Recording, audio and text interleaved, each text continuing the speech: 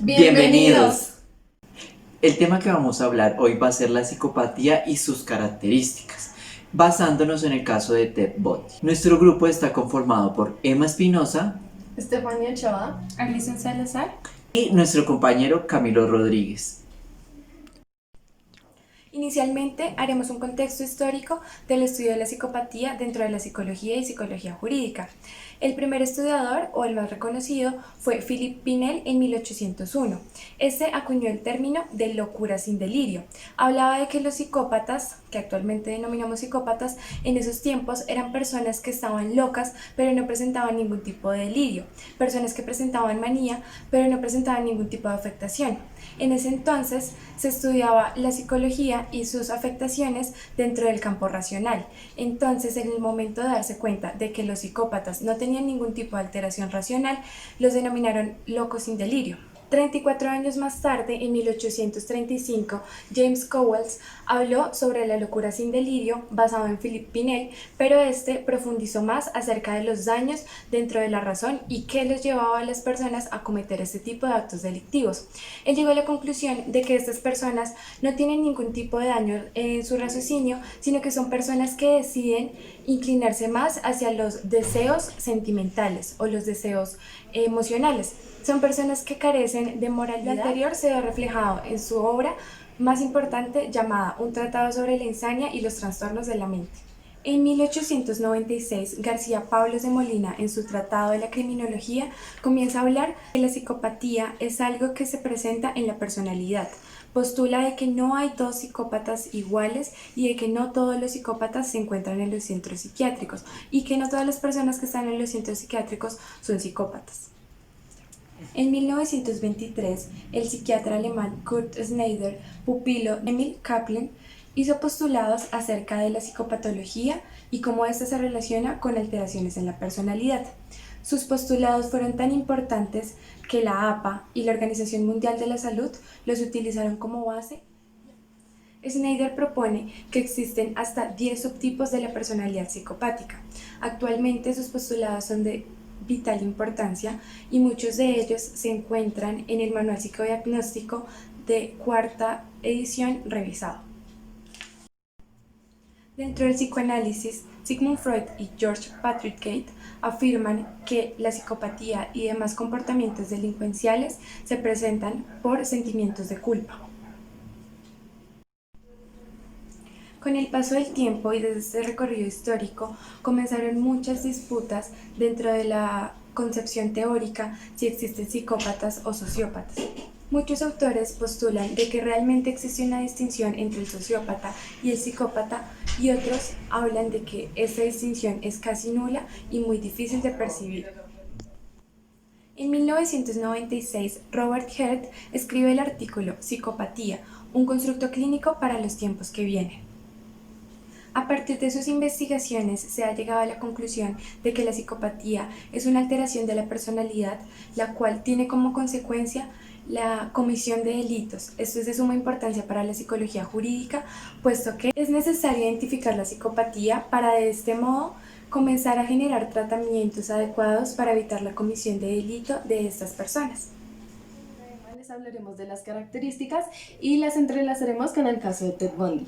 En este caso, Robert Hurt establece un instrumento que evalúa la psicopatía, el cual es denominado SLR, el cual evalúa dos factores. El primer factor evalúa las características afectivas e interpersonales y el segundo factor evalúa las características conductuales. Empezaremos a hablar sobre las características interpersonales. En este caso, una de las características interpersonales es el encanto superficial y la locualidad. Emma, explícanos un poco en el caso de Ted Bundy. Podemos ver que él utilizaba su encanto superficial para atraer a sus víctimas y asimismo era muy inteligente para atraerlas a ellas también. De igual manera, él estudió psicología y derecho y así de esta manera trataba de seducir a sus víctimas para cumplir sus cometidos. El segundo criterio es la sensación valiosa y autovalía. Lo podemos ver en el caso de Ted, cuando Ted decide él llevar su propio caso y defenderse. Y también cuando él se sentía superior o sentía poder cuando hablaban de sus casos, se sentía feliz o contento. Características conductuales. En este caso lo vamos Vamos a relacionar la irresponsabilidad con el caso de Ted Bundy. En el caso de Ted, la irresponsabilidad se ve muy evidente cuando él no acepta la culpa o no asume la responsabilidad de los actos que él cometió, siempre culpando a los demás sin asumir su responsabilidad. Por último, en las características afectivas podemos nombrar la mentira patológica. En el caso de Ted vemos evidentemente la mentira. Cuando él le engaña a todo el mundo diciéndole que él es inocente y también haciéndoles creer que él es una persona buena, segura y confiable. Por otro lado, en cuanto a las características afectivas, se encuentra la insensibilidad junto con la falta de empatía. A esto se le suma la falta de remordimiento y culpabilidad. En el caso de empatía vemos que Ted no tenía muy buenas relaciones de amistad o no tenía amigos muy cercanos, o por lo menos en su historia nunca se nos contó o nunca se habló de ello. También cuando él asesinaba a las mujeres nunca sintió como un acercamiento ni nunca les importó lo que pasaba alrededor de ellas. Sumado a la empatía podemos ver también la insensibilidad, la cual la vemos en el caso de Ted cuando Ted mata y degolla a todas sus víctimas y no siente ninguna empatía, sino solamente siente placer al asesinarlas. Sumado a esto podemos ver que Ted deja a sus víctimas en el monte para que los animales las desmiembren y así él se pueda deshacer de todas sus víctimas o de los restos de sus víctimas. Cuando hablamos de remordimiento y de culpa, en el caso de Ted se ve muy evidente cuando él no siente culpa al asesinar a sus víctimas y ni siquiera siente remordimiento, pues él todo el tiempo lo anda ocultando y ni siquiera lo acepta. Él lo viene a aceptar o viene a decir que es culpable 2 días antes de que lo condenaran a muerte. Asimismo podemos ver en uno de los casos de la única víctima que se le logró escapar, él siempre se le mofaba a ella, se le burlaba, no le aceptaba que él había sido el culpable o que él había sido el que había cometido el hecho, sino antes la culpaba a ella de mentirosa. También él manipuló a su familia como amigos y conocidos y vecinos, haciéndoles creer que él era inocente y que no era una persona asesina o peligrosa. El tercer criterio de las características interpersonales se trata de la dirección de manipulación. Ese lo vemos en el caso de Ted, cuando Ted trata de manipular a todas las personas para que crean que él es inocente, y también manipulaba en algunos casos a sus víctimas para que se fueran con él. Por ejemplo, cuando él estuvo en la playa, él manipuló a sus víctimas para que las acompañaran al carro y así poderlas asesinar. Se sentía feliz, contento, se sentía orgulloso de todos sus actos cometidos. Antes le causaban gracia. Además vemos que Ted Bundy estudió psicología y derecho sin terminarlas, pero esto le permitió desenvolverse socialmente y así poder llevar mejor su vida ante una mentira social. La psicopatía se ha estudiado como desorden de la personalidad desde 1896. Desde entonces hasta la actualidad se ha tratado de identificar cuáles son las causantes de esta enfermedad. Estas causas todavía no se han clarificado con exactitud.